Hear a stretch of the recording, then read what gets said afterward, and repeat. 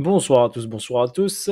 C'est Trading avec vous. Allez, on va revenir sur une petite update BTC. Donc nous sommes allés titiller la 42 000 $. Comme prévu, je vous ai dit, on a un ou deux mois haussiers. Donc pour l'instant, novembre-décembre sont haussiers. Le BTC fait des highs de plus en plus haut. Donc des tops de plus en plus haut, donc des high. La zone ici des 25 000, donc on la voit ici, où il n'y a pas eu cassure ici, où il y a eu ici une zone où le prix s'est appuyé dessus, ok, sans casser, sans valider. Donc on est parti chercher plus haut la liquidité dans ces zones-là. L'explication, vous la trouverez bien sûr sur les autres vidéos.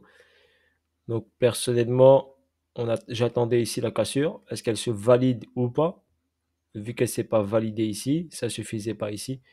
Au niveau des liquidités, donc on est parti chercher des liquidités plus hautes. Donc c'est ça le trading. Donc quand on a un niveau ici, on a une cassure, on va chercher des liquidités plus haut. L'order flow. Donc on remarque bien que l'order flow, on n'oublie pas l'order flow pour l'instant est baissier. D'accord? Donc l'order flow est baissier, donc il ne faut pas oublier ça. Sur le mouvement du prix, là on a ici en ce moment une dynamique haussière. Donc dynamique haussière par rapport à ce mouvement baissier, on a ici ce mouvement de hausse et de retracement. Donc il va falloir être vigilant. Pour l'instant, on va chercher des liquidités à ce niveau-là. Donc ça, c'est une incitation acheteuse. Donc le prix à dump, incite, accélère. Donc ça, c'est une incitation. Donc c'est de l'argent, de la liquidité. Qu'est-ce qu'on a dans ce niveau ici? Donc ici, on a ce niveau principal qui est là, ici, qui est un déséquilibre de marché. Donc c'est un déséquilibre weekly. D'accord? Donc ici, ce déséquilibre est au 44 257. Donc ce déséquilibre qui est ici. D'accord, donc on est venu checker ça. On avait ici ce plus gros déséquilibre ici où le marché est venu le chercher. Donc forcément, quand il a fracturé les 32 000, on va directement dans ce déséquilibre qui est ici. Donc on va chercher ça, on travaille la zone et après on va chercher plus haut les liquidités un peu plus pertinentes au niveau du BTC. Donc le niveau le plus pertinent, bien sûr, il est ici, donc à ce niveau-là. Ce mouvement-là, ça s'appelle un inducement. Donc on peut venir bien sûr chercher plus tard ce niveau au-dessus, 4800. Donc on peut aller le prendre. Ça s'appelle un ID, donc un inducement. Donc c'est une incitation à l'achat. Donc c'est de la liquidité. Donc le prix, s'il vient ici, il a de fortes probas d'aller chercher cette ligne blanche au 48,20. Mais il doit monter par étapes. Je vous ai dit à partir des 42, 44, il va falloir faire attention. Là, on est sur les 42, 42K. Donc dans cette zone-là, il va falloir faire très attention si le prix, bien sûr, doit respirer. On a remarqué ici, par rapport à ce rallye haussier ici, quand le prix est sorti ici de ces 32K, donc 31 790, on va dire 32, on n'a pas eu de vrai retracement. Donc le prix, il ne peut pas monter comme ça directement en ligne droite, donc il va devoir travailler une respiration. Ok, c'est comme ici, regardez, accélération, respiration, accélération, respiration, ok, latéralisation, ok, et accélération.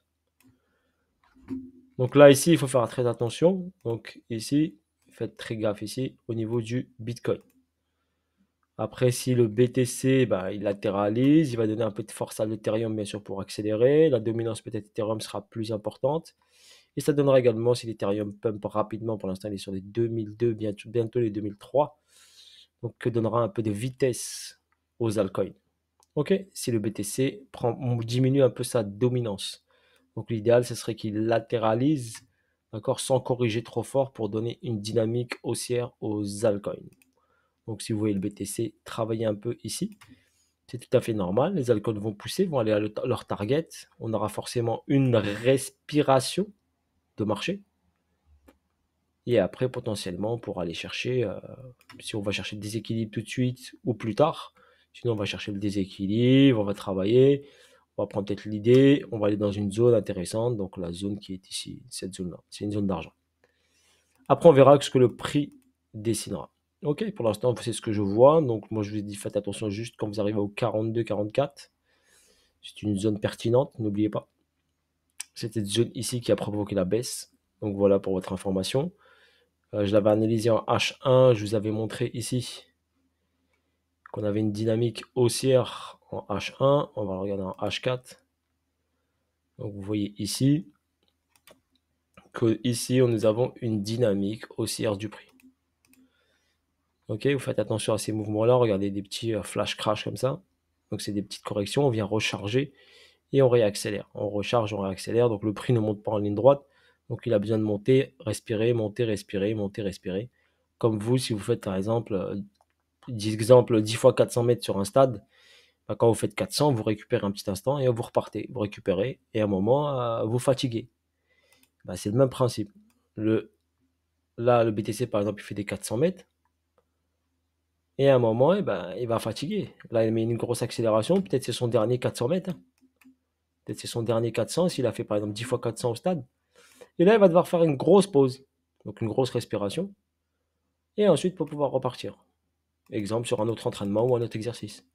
C'est une image. Je vous donne une image pour que les personnes puissent comprendre. Ok. Voilà ce que je peux vous dire. Pour l'instant, la dynamique reste haussière. Ok. On était dans un canal, on va dire. Allez. Dans un petit canal haussier. Il s'est extirpé du canal haussier. Donc on remarque bien ici que le prix s'est extirpé de ce petit canal haussier avec une petite dynamique ici.